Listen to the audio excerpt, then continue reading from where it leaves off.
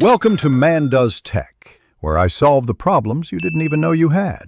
In this video, I will explain how to change your Audi Q5 key battery. First, gather your materials. You'll need a new CR2032 coin cell battery, which is commonly available. Also, grab a small flathead screwdriver. Make sure you have a clean, well-lit area to work in, as the components are small. This simple process takes only a few minutes to complete. Now let's open the key fob. Find the small release button on the side of your key.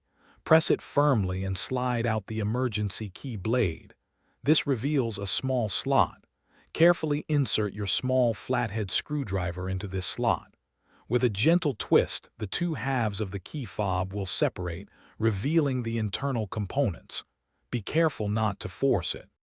With the key fob open, you'll see the old battery. Take a moment to observe its orientation, noting which side is facing up. Gently use your screwdriver to pry out the old CR2032 battery.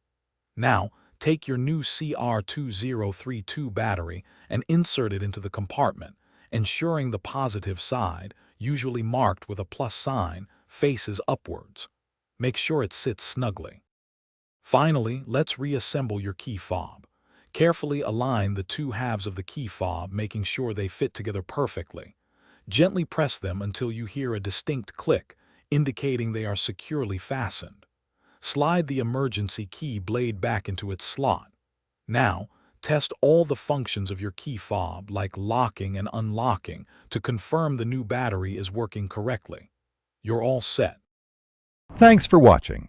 If you found this helpful, don't forget to like and subscribe.